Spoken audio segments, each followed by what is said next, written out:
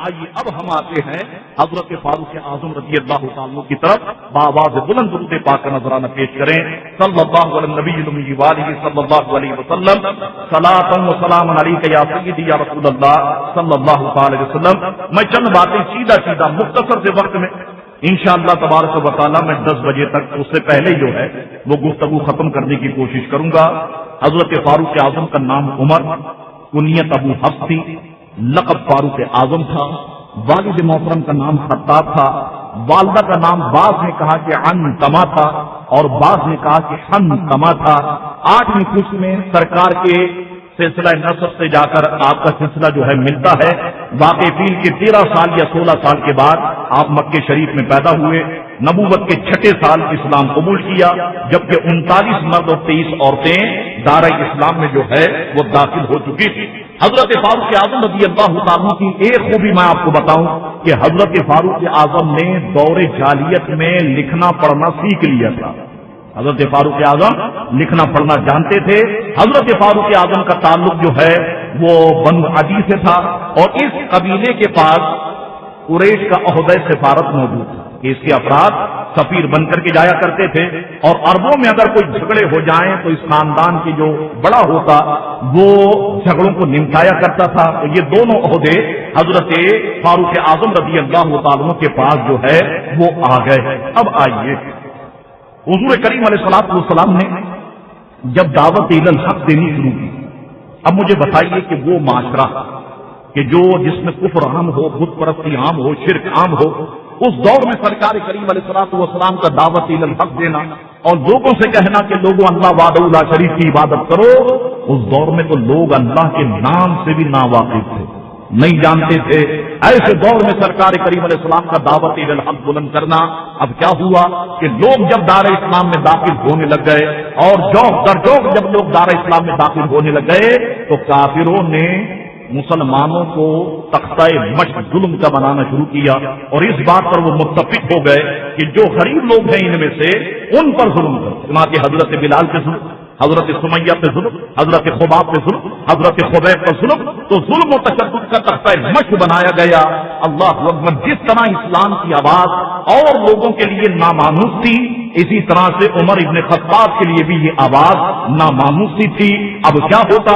عمر ابن خطاب فرماتے ہیں کہ جس پر بھی ظلم و ستم کیا جاتا آخر میں دیکھتا کہ وہ بندہ یہی کہتا، حالانکہ بے شمار معاملہ تھا کہ کسی کو اگر شراب کا نشہ ہو جائے اسے کھٹائی پلا دو تو نشہ ختم ہو جاتا، عورت کا نشہ ہو جائے 2-4 جھوٹے لگاؤ تو نشہ ختم ہو جاتا ہے. لیکن میں دیکھتا کہ جو بھی حضور کے دامن سے وابستہ ہوتا جب اس پر ظلم و ستم کیا جاتا تو وہ حضور کا عشق اور بڑھتا، یار اور بڑھتا، محبت اور بڑھتی اور بندہ آخر میں یہی کہتا اس سینے کو چیر سکتے ہو، اس سے دل نکال سکتے ہو، مگر اس دل سے آمنہ کے لال کی محبت کو کوئی نہیں نکال سکتا ہے. فرماتے یہی وہ بات عجیب تھی کہ جس نے مجھ کو حیران کیا ہوا تھا. آئیے جناب، اب اسلام کا پیغام آگے پھیل رہا ہے. اب کافروں کی میٹنگ ہوتی، بند کمرے کا اجلاس ہو گیا، سارے بیٹھے ہوئے ہیں. سب نے کہا کہ یہ معاملہ ہے. اب جو مسلمانوں کے نبی محمد ابن عبداللہ کو قتل کرے گا اسے 100 اونٹ دیے جائیں گے، ایک بات، اور 1000 اوقیہ سونا اسے دیا جائے گا. یہ کام کون کرے گا بتاؤ؟ اب محفل پہ سناٹا ہے. خطاب کے جوان لڑکے عمر سینے پر ہاتھ مارتے ہوئے کھڑے ہوئے.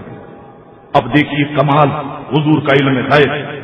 دن میں یہ واقعہ ہونے والا ہے جو میں نے آپ کو بتایا یہ ہو رہا ہے. اس سے پہلی رات سرکار مصلی پہ جلوہ دیتے، نماز سے فارغ ہوئے. سرکار جانتے تھے کہ اس وقت عرب کے اندر اگر طاقت اور قوت کسی کے پاس ہے تو وہ عمر کے پاس ہے. سرکار کریم علیہ السلام نے دونوں ہاتھ دعا کے لیے اٹھائے اور اس کی اللہم اعز الاسلام ابی عمر ابن خطاب خاصتاً، اے اللہ عمر ابن خطاب کو مسلمان بنا کر اسلام کو عزت عطا فرما. رات سرکار نے یہ دعا کر دی. اجابت کا صحرا، عنایت کا جوڑا، دلہن بن کے نکلی دعائے محمد. سرکار نے یہ دعا فرما دی. اللہ اکبر. اب کیا ہوا؟ اب یہ دن کا معاملہ، سرکار رات کو دعا کر چکے، اب یہ دن کا معاملہ ہے. कौन कत्ल करेगा? तो खत्ताब के जवान लड़के उमर सीने पे हाथ मारते हुए खड़े हो गए। हाँ मैं ये काम करूंगा। अबू जहल अबू लहब खुश हो गए। हाँ खत्ताब के जवान लड़के उमर, हमें तुम्ही से उम्मीद थी कि तुम ये काम कर सकते हो। अब उमर इब्ने खत्ताब के हाथ में तलवार है और हुजूर के कत्ल के इरादे से निकलते हैं। सरकार उस वक्त दार असम में हजरत ज़ैद इब्ने असम रज़ी अल्लाह तआला अन्हु के घर में आराम फरमा है। अमीर हमजा भी मुसलमान हो चुके हैं, कई और लोग भी मुसलमान हो चुके हैं जो चारों तरफ से हुजूर के मकान के और हुजूर की हिफाजत फरमा रहे हैं। उमर इब्ने खत्ताब के हाथ में नंगी तलवार है, आगे बढ़ गए हैं। रास्ते में मुलाकात हो गई नुआइम बिन अब्दुल्लाह से। कहने लगे उमर कहाँ चल दिए? लगता है कि तुम्हारा इरादा खैर का नहीं। कहाँ? मोहम्मद इब्ने अब्दुल्लाह जब से आया, जब से उन्होंने दावत देनी शुरू की, हर घर के अंदर लड़ाई शुरू हो गई। बाप मुसलमान तो बेटा काफिर, कहीं बेटा मुसलमान तो बाप काफिर, कहीं बेटी मुसलमान तो पूरा घराना काफिर। ये अजीब व गरीब नक्शा हो गया। मैं आज अपनी तलवार से मोहम्मद इब्ने अब्दुल्लाह का काम कर दूं, मैं इस्लाम को रोक दूंगा, इस्लाम को खत्म कर दूंगा। नुआइम बिन अब्दुल्लाह मुसलमान हो चुके थे। उन्होंने कहा उमर तुम इस्लाम को रोकना चाहते हो, इस्लाम को खत्म करना चाहते हो? दुनिया ताकत लगा दे, इस्लाम को रोक नहीं सकती। इसकी रोशनी को कोई खत्म नहीं कर सकता। इस्लाम बढ़ने के लिए आया, इस्लाम फैलने के लिए आया। नुआइम ने जब ऐसी सब गुफ्तगू की, उमर इब्ने खत्ताब समझ गए कि ये भी मुसलमान हो गए। फरमाया लगता यह है कि तुमने भी इस्लाम कबूल कर लिया। फरमाया हाँ मैंने भी इस्लाम कबूल कर दिया। तो यहाँ पर दोनों तलवारें निकालते हो, तलवार से तलवारें टकराती है। नुआइम बिन अब्दुल्लाह ने कहा उमर तुम हुजूर की खुशबू को रोकना चाहते हो? हुजूर की खुशबू तो तुम्हारे बहन के घर में मौजूद है ना। तुम्हारी बहन फातिमा ने इस्लाम कबूल कर लिया, तुम्हारे बहनों सईद इब्ने ज़ैद ने इस्लाम कबूल कर दिया। अल्लाहु अकबर। गुस्सा तो था ही। वो कदम जो दारे असम की तरफ बढ़ रहे थे, उन्होंने कहा चलो अब मैं यहाँ घर ही से ये मामला शुरू करता हूँ। चुनांचे जब पहुंचे दरवाजे पर, तो दरवाजे पर पहुंचने से पहले क्या था मामला? घर के अंदर हजरत खुबाब रज़ी अल्लाह तआला अन्हु थे, जो दोनों को यानी आपकी बहन और आपके बहनों को सूरह ताहा की इब्तिदाई आयत तालीम फरमा रहे थे, कुरान पढ़ा रहे थे, कुरान सिखा रहे थे। अब दरवाजे को दस्तक हुई, पूछा कौन? का उमर इब्ने खत्ताब। हजरत खुबाब ने जब सुना, दरवाजे के पीछे आ गया कि दरवाजा जब खुलेगा मैं छुप जाऊंगा। दरवाजा खुला, छुप गए। उमर इब्ने खत्ताब घर में दाखिल हो गए। क्या सुना है बहनोई? मैंने सुना है कि तुमने इस्लाम कबूल कर लिया। बहन मैंने सुना है कि तुमने इस्लाम कबूल कर लिया। उन्होंने कहा हाँ हमने इस्लाम कबूल कर लिया। अल्लाहु अकबर। उमर इब्ने खत्ताब बड़े हैरान है कि वो बहन के जो हमेशा नजरें झुका के मुझसे बात करती है, वो बहनोई के जो कभी भी निगाहों में निगाहें डाल के मुझसे कभी बात नहीं कर सका, आज मेरी आंखों में आंखें डाल के बहन और बहनोई कह रहे हाँ हमने इस्लाम कबूल कर लिया। याद रखो लोगों, इस्लाम बड़ी अजब चीज है। इस्लाम जब किसी के वजूद में आता है, इस्लाम तूफान से टकराने का हौसला फराम कर देता है, चट्टानों से टकराने का हौसला फराम कर देता है। उन्होंने कहा हाँ हम मुसलमान हो गए। अब उमर इब्ने खत्ताब ने बहनोई को मारना शुरू कर दिया। बहनोई नीचे लेटे हुए, उमर इब्ने खत्ताब सीने पर बैठे हुए। बहन जब बचाने के लिए आई तो बहन के मुंह पर भी एक ऐसा घूंसा मारा कि उनकी नाक से खून जारी हो गया। अल्लाहु अकबर। ये सारा मंजर देख रहे हैं।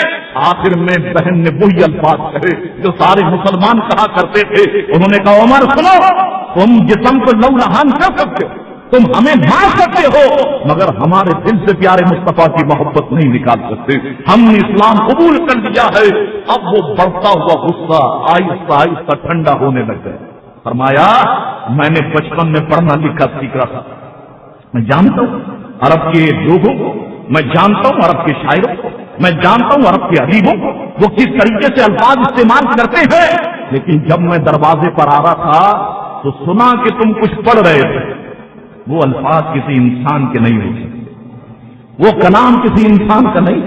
जो तुम पढ़ रहे थे मुझे बताओ तो सही, तुम क्या पढ़ रहे थे?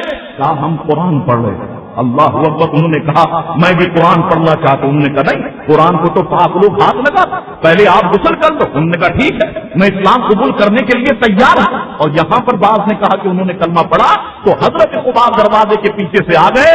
उन्होंने कहा उमर मुबारक हो, रात प्यारे मुस्तफा ने तुम्हें अपने रब से मान लिया था। क्या हुजूर ने कहा اے اللہ عمر ابن خطاب کو مسلمان فرما اور اسلام کو عزت عطا فرما۔ اللہ اکبر، عمر ابن خطاب غسل کرتے ہیں، ان کے سامنے جب سورہ طٰہٰ کی آیت رکھی گئی، عمر ابن خطاب حیران ہو گئے، او یہ کیا ہو گیا، میں کن اندھیروں کے اندر زندگی گزارتا رہا۔ چنانچہ عمر ابن خطاب پھر ہاتھ میں تلوار ہے، اسلام قبول کرنے کے لیے اب سرکار کریم علیہ الصلوۃ والسلام یہاں پہ آرام فرما ہے، دار ارقم کی طرف بڑھ رہے ہیں۔ جب دروازے پر پہنچے، سوراخ میں سے امیر حمزہ نے دیکھ لیا، عرض کی یا رسول اللہ صلی اللہ علیہ وسلم، عمر ہاتھ میں ننگی تلوار، لگتا ہے کہ اس کا ارادہ خیر کا نہیں ہے، اگر ارادہ خیر کا نہیں ہے تو میں اسی کی تلوار سے اس کا کام تمام کر دوں گا۔ میرے آقا مسکرائے، فرمایا حمزہ دروازہ کھول دو، رات ہم نے اپنے رب سے عمر کو مانگ لیا ہے۔ پھر کیا تھا؟ پھر ہوا یہ کہ عمر سوئے نبی گئے، نظر سوئے عمر گئی، پڑی جو نگاہ مصطفیٰ تو زندگی سنور گئی۔ اللہ اکبر، سرکار کے قدموں میں گرتے ہیں۔